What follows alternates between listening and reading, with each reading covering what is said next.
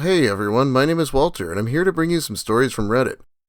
Today we're going back to talk about nice guys once again. Nice guys are guys who call themselves nice. They will give you things, open doors, they'll try to walk you places. Eventually they'll ask to date, and when you say no, they flip their shit and accuse you of using them. That's a bit of a generalization, but the stories should explain it a bit better than I can here. Let's begin with nice guy stories from Reddit. Okay, so today we're going to what I think is a new thread I haven't used in Ask Reddit. This one is called Attractive Women of Reddit. What's your nice guy story? They gotta be attractive this time. You know, attractiveness is subjective, but either way, you most certainly don't have to look that good to get a nice guy. Feels like every woman has at least one story. Anyway, let's get straight into it with a story from a gay guy, subverting expectations right from the get-go. I don't know if this will get buried. I'm late to the pity party, but here's my story. I'm actually a decent-looking and fairly small/feminine gay dude, but I think this fits. I was once an exchange student in a major European city. Near the end of my time there, I met a nice older guy who shared a lot of my interests. He was a really successful guy with multiple degrees who did really interesting work in international relations, but I wasn't interested. Too old for me, too different an approach to life. But I liked him as a person, and he said he enjoyed calligraphy and loved writing letters, so we exchanged mailing addresses and I flew back home. I think we only met 3 times. 2 of those were for less than an hour. So he starts sending me letters, and to be fair, they were beautiful letters. But the tone starts to shift. They start getting really presumptuous, like, "You would love this place I visited. I'll take you there someday." Or, "When we are finally together." I send him a letter very gently explaining that I'm not interested in him. He stops replying for a while, but then just starts up again as if nothing had happened. This goes on for a whole year. So the next summer, I get an opportunity to travel back to that city. I decide the day I get there to see him for lunch and give him a straight talk in person. Like, no, we will not date, but I would be happy to keep in touch as friends. Unfortunately, I had to postpone it to dinner, so he must have felt like I was taking him out to dinner. He seemed to take it really well, then insisted on walking me back to my hotel, where he tried really hard to get up to my room. I didn't let him, obviously. He asked, "Can I see you once more before you go?" And I said, "Fine, once more, but not as a date." The day comes and I have the worst headache ever. I feel terrible. I have to cancel. I tell him on the phone and he freaks the fuck out. Calls me over 40 times in the next hour, at least 100 texts.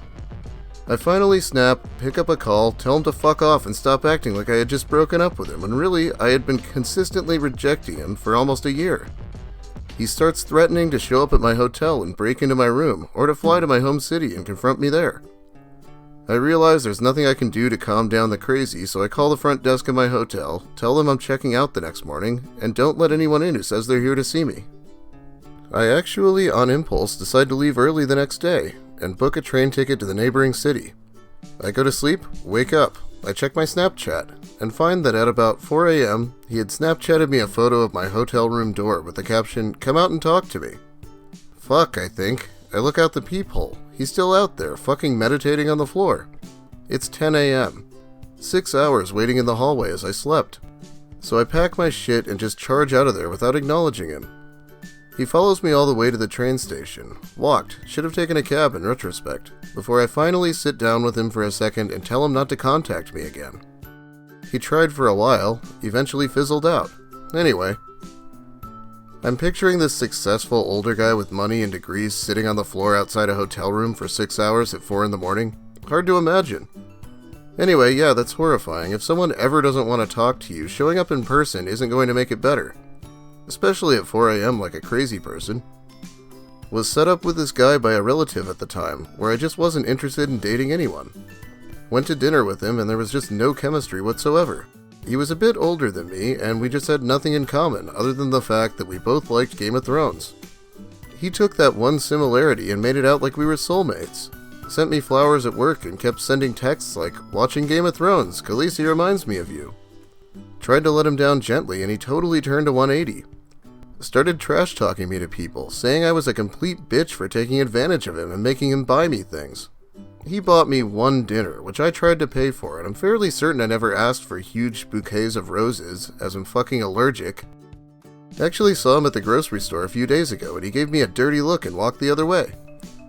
I hate it when the guys do this, latch onto one thing because it was their only connection.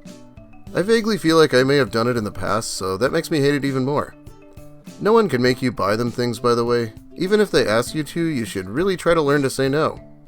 Oh, I can't, I'm too much of a nice guy, blame my mother for raising me this way. This is the worst one I have, but there are a few others. In a class once we had study groups for a project due at the end of the year. The first time we all meet in the library, this one guy, we'll call him Mike, goes out of his way to sit next to me. By that, I mean he asked another kid to get up so he could sit in that particular chair. When my laptop cord didn't reach the outlet and I had to move, he got up again to sit next to me again. That was my first sign. At the end of the meeting, Mike said, "Would you do me the honor of accompanying me to the cafeteria?" I said, "No thanks, I've got to meet my boyfriend for dinner. Have a nice night." I thought this would be a good way to turn him down, because clearly I'm seeing someone else. It was a solid no, and it was polite. You can probably already guess that I was wrong there. Okay, I know they're similar, but I'd rather hear "sorry I have a boyfriend" or some variation than "oh, was just going to dinner with my boyfriend."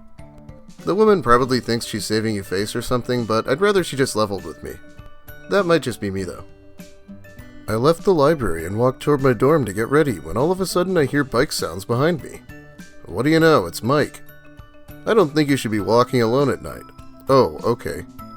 I think I'll be fine, you can go home. I'm just right up here. And I pointed to the general area of my dormitory. It was clustered with 4 other buildings, so I decided to keep it vague. But no, he insisted.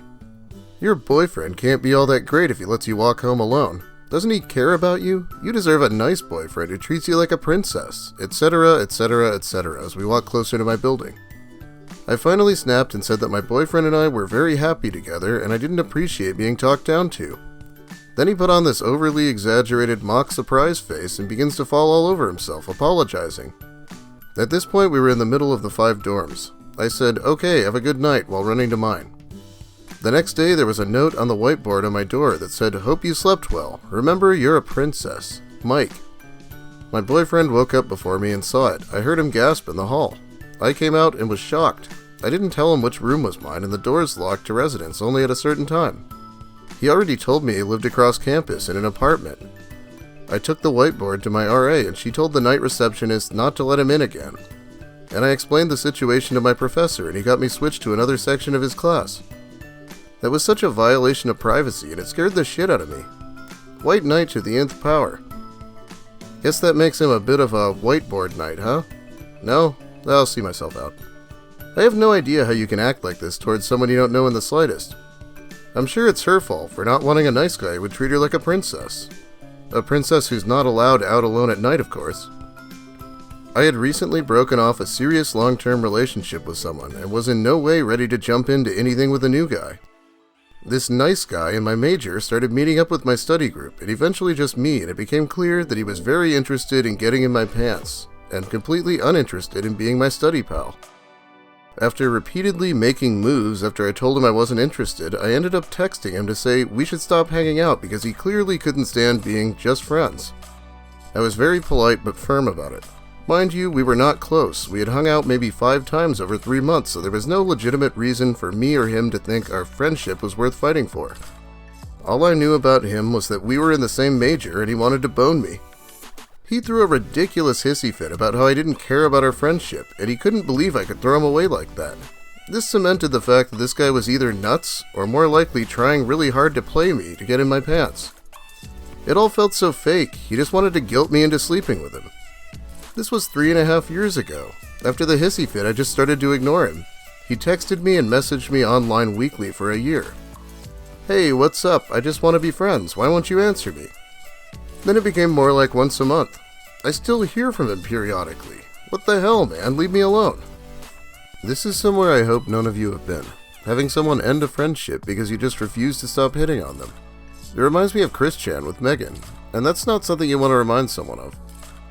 Of course, in this story it was barely even something you could call a friendship, so he didn't really lose all that much.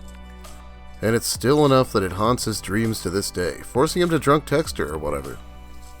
Well anyway, that's all the nice guys I have time to read to you about today. Thanks for watching, everyone. Thanks to my subscribers, and if you're new here, consider liking, commenting, subscribing. It all helps me out, or so I'm told. And thanks so much to my generous patrons. I do have a Patreon I plan to use at some point if you'd like to help me out, and it does help me out a lot considering. But I should probably address the elephant in the room. By that I mean that Lucas Werner made like a dozen videos about me. All nonsense that he just made up as far as I can tell. Not sure if I'll ever talk about it in a video, but I'll stream about it if I ever get my computer working again. Likely will have a video for Halloween on this channel, my other channel, and I have to cancel the stream. I just don't have a computer right now, I guess. Well, enough bitching. Thanks again.